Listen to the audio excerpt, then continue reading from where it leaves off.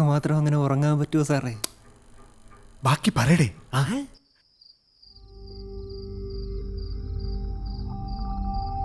ഐഷ, ഐഷ,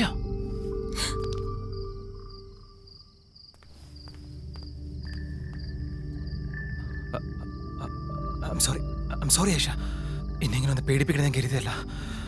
പക്ഷെ എനിക്ക് വീട്ടിൽ നിന്നിട്ട് ഇരിക്കാനും നിൽക്കാനും പറ്റില്ല. ഇരിക്കുമ്പോൾ ഛർദ്ദിക്കാൻ തോന്നും, നിൽക്കുമ്പോൾ കൈയും കാര്യം മറിക്കും.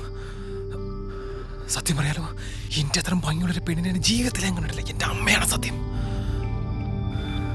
ഓ, എന്നെ ഇങ്ങനെ നോക്കല ഐഷ, ഞാൻ മരിച്ചു. ഓ, ഭയങ്കര ആശ്വാസം തോന്നുന്നു. എന്താ പറയാ, ഈ 10-14 ദിവസം ഭക്ഷണം കഴിക്കാത്ത ഒരാളുടെ മുമ്പിൽ ചിക്കൻ ബിരിയാണി വെച്ചാൽ എങ്ങനെ ഇരിക്കും? അതാണ് എൻ്റെ അവസ്ഥ. വെള്ളമില്ലാതെ ഊണുറക്കമില്ലാതെ ഒരു 100 വർഷം ഇനി ഇങ്ങനെ നോക്കിയിരിക്കാൻ പറ്റും എനക്ക്. അങ്ങനെയൊന്നും പറ്റില്ലായിരിക്കും, പക്ഷെ എനിക്കിപ്പോൾ അങ്ങനെയൊക്കെ തോന്നുന്നു.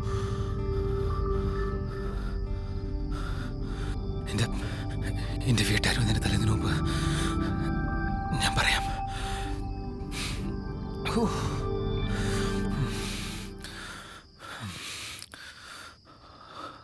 I love you, Aisha.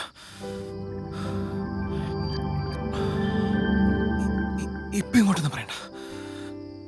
നന്നായി ആലോചിച്ച് ഒരുപാട് സമയമെടുത്ത് ഇഷ്ടമെന്ന് മാത്രം പറഞ്ഞാൽ മതി.